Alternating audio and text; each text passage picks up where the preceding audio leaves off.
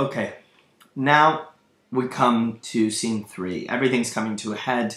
It is the poker night, really the pivotal, probably the most legendary and memorable scene of the whole play.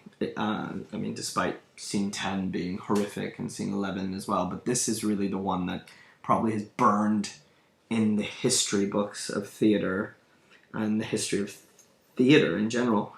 I think there was a short story of Williams called The Poker Night. And this, again, like The Moth, these are other titles, and it's worth thinking about. This one night being its own self-contained story.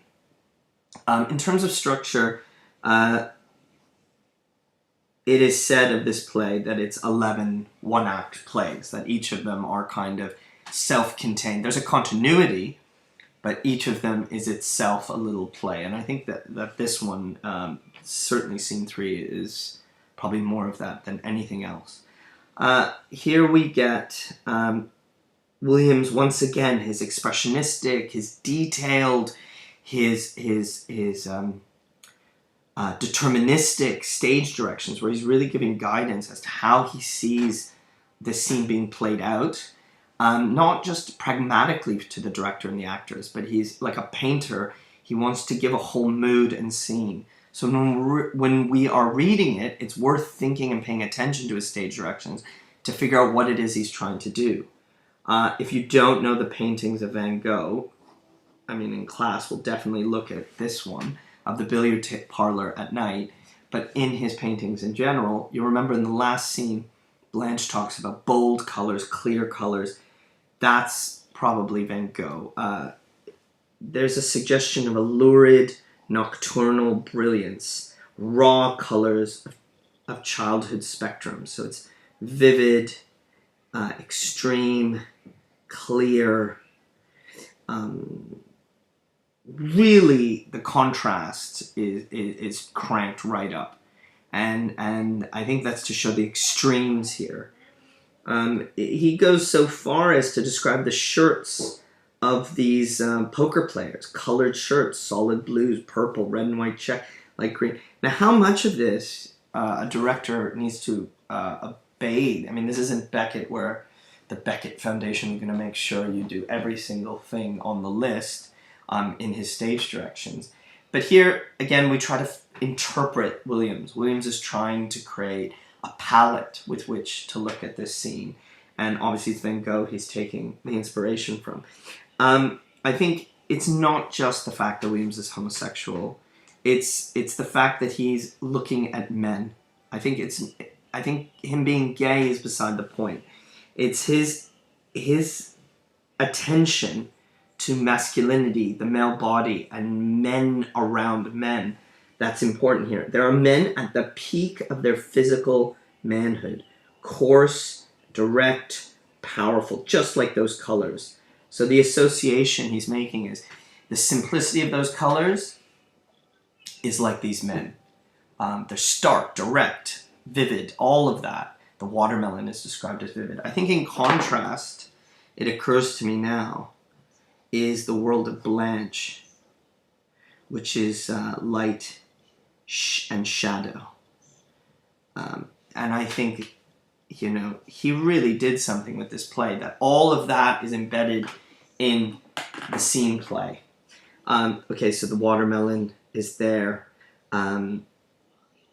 Also vivid.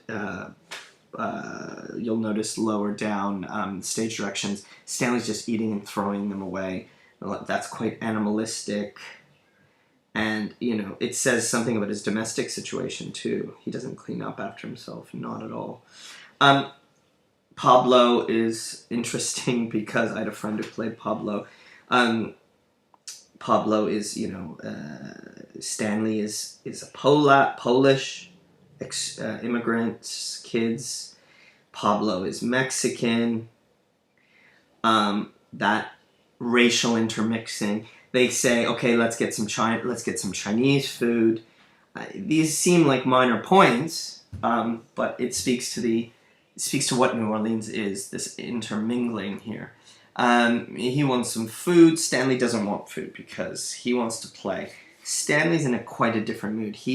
Stanley is losing at cards. And he was a little bit deferential to Blanche at the end of their exchange because he kind of felt like he'd lost a little bit of ground. It seemed to me anyway. Here he is rageful because he does not like to lose. If you didn't get that yet, now you do. He's mad. And the only things that should be on the table are cards, chips, whiskey. Plain, plain, plain. That is it. And he's throwing the watermelon rinds to the floor. Mitch calls him out on it. You're a bit on your high horse, aren't you? You're full of yourself. You're kind of judgmental. You think you're better than us right now or something.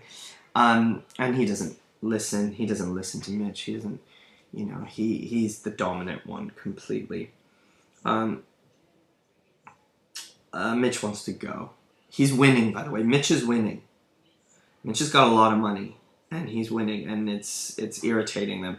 And he reveals to us he's got this sick mother. Okay, and this is an example of his relationship to women, his weakness, all starts to get painted out. And they call him out on it. They say, "Stay home with her," and he goes, "Look, she doesn't want me to stay at home, and so I have to go out, but I don't really enjoy myself." And he says, "But I'll be alone. You're all married. I'll be alone when she goes." Again, this weakness he shows, this sense of and loneliness, which makes him ripe for what happens with Blanche. So Steve tells a really off-color joke. And in modern productions, I have a radio production where this is changed, of course. I mean, that's a very loaded term in America. I don't think he's using it haphazardly. He's not being racist, Williams. He's trying to show these characters in their situation. Okay, blacks and whites mix. Okay, they eat Chinese food. Okay, Pablo's at the table. But they are racist still, and they use racist vernacular. And he tells this joke about basically a rooster is chasing a chicken, and he's running, and then he sees some corn being spread out and by the farmer, and then the rooster in mid-chase, sexually, pulls the brakes and starts eating. He puts on the brakes and lets the hen get away and starts pecking corn. And the joke is, oh, I hope I never get that hungry. Meaning, I hope I never prioritize food over sex. I hope that never happens. And again, the way jokes kind of crystallize an attitude towards race and sex is really, I think, very interesting in this play. The kind of casual way we tell jokes, why we look to animals as a way of reflecting who we are and what's going on in our life. All of that comes out just in that little joke. So in the background, Stella and Blanche come back. And, part of the wonder of theater is the way that simultaneous events can happen on stage and through lighting or through just the audience's attention, different things can exist simultaneously. So we have them in the background, and here they come. And Blanche is, they've been drinking. She says she's hot and frazzled. She's constantly in this roller coaster of feeling okay and then disturbed. And she's worried about the way she looks, and she's that way because there are men inside. And she goes, and Stella assures her, "You're fresh as a daisy." Remember, I don't think this is, you'll forget this from the first time, dutifully. I wonder if that line is delivered dutifully, or is she reassuring her, or I don't know. Blanche, oh yeah, picks up the metaphor and flips it. Yeah, I'm a daisy who's been picked a few days ago. I'm old. So they're in the house. They come in, and Blanche, thinking she's in the South. Oh, don't get up. Stanley calls her on it. That's harsh and aggressive. Not hardcore aggressive, but it's there. Nobody's gonna get up. Don't worry. You're not in some magical place. But she ignores because she's got manners. She asks if she could kibitz or sit, stay. This I believe is Yiddish. I mean, again, the mixture of language is a very strange thing for her to say. Then comes this moment where Stella's like, wrap it up, it's 2:30 in the morning. And if we look at the stage direction, Stanley gives a loud whack of his hand on her thigh. He hits her. And the men laugh. That's worth noting too. This is not a slap on the face, but it is denigration. It speaks to the domestic violence. It speaks to what happens later in the scene, the setup. And I think what Stella says is really interesting. That's not fun. And it makes me mad, she says to Blanche, when he does that in front of people. These are strange things to say, isn't it? So what, does she not mind when he does it privately? Not mind privately? Is that part of their kind of sexual attraction to one another? Is it because in front implies a kind of denigration, a shaming, a dominance of a man over a woman? I don't know what exactly that phrase means, but it is ambiguous to the extent that it makes me think a lot about what's just happened, her slapping and these guys laughing. Blanche is still in knots. She wants to go to the bathroom. Sorry, that's my phone going off. I'm just going to put it... Oh, it should be in airplane mode. But anyway. Okay, so... they meet Mitch. Okay? And he thanks Stella for the custard. And he's so funny. He's so awkward. Okay? He's been to the toilet. And he still has his towel in his hands. And he's embarrassed. So he gives it to Stella. It's just a little awkward comedy. And he leaves, and then Blanche and Stella have this, the private way women speak contrasts with the private way men speak. And I think men take this private into the public in a way maybe the women don't. I mean, this makes me think of Othello, but here in particular, the private and the public sphere, and the slapping in particular seems to have blurred those lines. So she wants to find out about him, and she's got this great thing. Is he a wolf? Is he a player? So if you're not married at a certain age, there's stereotypes that will occur to you, or accrue to you, rather, if you're a woman. You're an old maid, perhaps you're frigid sexually, or, maybe something's wrong with you, that you're alone and not with a man, or you could possibly be sexually easy, and I think some of that gets stuck on Blanche later in the play. And similarly as a man, oh, well, is there something wrong with you that you're not married? Oh, well, his mom's sick. She's worried, is he a player? No, he's not a player. Oh, this is what Stanley does. He works in a spare parts department. Okay, so Mitch works on the bench. Mitch is more of a tool man. And Stanley seems to be a salesman, I think.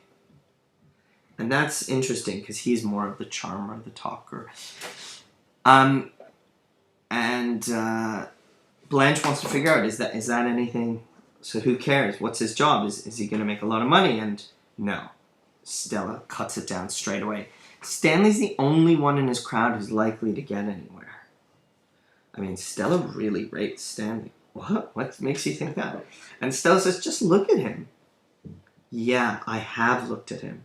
Then you should know. What is she talking about? Is she talking about his looks or something else? Well, she's talking about his drive. But is drive something you can see? It's something very interesting to me to consider. And Blanche takes the mick. Look, I don't see a stamp of genius. I don't see that on him. And look at what she does now. She takes off her blouse and stands in her brassiere and white skirt in the light through the portieres. Strategy. Look at my body. Look at the shadow outline of my body. And if you imagine when this is staged, you'll have the poker game here, and then through and then the audience is seeing a conversation, and then the light comes, and there's the shadow, the outline of Blanche, clearly to draw the attention of Mitch. It isn't on his forehead, and it isn't genius. Okay, well that's interesting. I mean, that's funny. Are we saying it's in his groin? Is it his sexual power, which I think is what she's describing? What is it? Well, drive. Okay, so drive, ambition, but I mean, is this sexual drive? What is this? And this drive we might interrogate in terms of Stanley. Is it actually a good thing? Or is it something slowly, over the course of this play, showing it's getting out of control? His aggression, whatever it is. And then but notice there's two things going on at the same time here. There's one, what is the strength of Stanley? And then, you're standing in the light, Blanche. Oh, am I? She says, innocently. Innocent. Right? No. She's doing it on purpose. She moves out of the yellow streak of light. And Stella's removed her dress and put on a light blue kimono. So Stella's changed modestly. Blanche plays the game. So, oh my God, I didn't mean to do that. And now they have this more intimate female joking. Oh, you ought to see their wives. And Blanche, big, beefy things. Women who aren't feminine. Not feminine. Who haven't paid attention to their bodies. Who aren't slight like these upper class cultured girls. And it seems that one time that they had from sex, the upstairs, they're so heavy they cracked the plaster from them. I mean, so again, sexual jokes and innuendo and body humor. And Stanley's annoyed. He's annoyed by women talking. They're hens, which links back to that joke earlier. They're only there for men, roosters, to have sex with, clucking, or sexual objects. And he's annoyed. He's annoyed by their voices. He's annoyed at their freedom. He's just annoyed generally. So Blanche turns on the radio. Again, I think she's trying to get Mitch's attention. I'm just going to focus up here. So Stanley wants to know if he's coming in. And look here, this is amazing. This is amazing. She moves back into the streak of light. It's not mistake, it's strategy. She's trying to get his attention. Let the girls have their music. Stanley is annoyed by them talking, by them playing music. Jumps up, crossing on the radio, turns it off. Power to silence. Yes, they have a small house. Yes, they're on top of each other. But if Stanley wants it, his rules should be. And these small protests of Blanche, playing the music, it's not good. Now, William starts heating it up. Two men are arguing about calling it or not. I mean, what's cool, again, is the idea that they're actually playing poker while this scene is going on. Pablo, they all make fun of him because Mitch doesn't want to play anymore. And they say, well, he's got all this money. They should have the right to win it back in the kind of honor of poker. But they're just making jokes of him, being a kid. He's got all his little pocket, all his money folded in his spitballs, so he can't use them. They're in his pocket. He'll go to the bank and get them as quarters to put in his piggy bank. They're making fun of Mitch equals a child. He's not a man. Even though he's winning, there's a childishness to him. And now let's look at Mitch. Actually, I'll take a break because I'm about at 20 minutes, and that's good. In the next video, we'll take a look at Mitch and Blanche, their first interaction, and then, of course, the main event, the fight.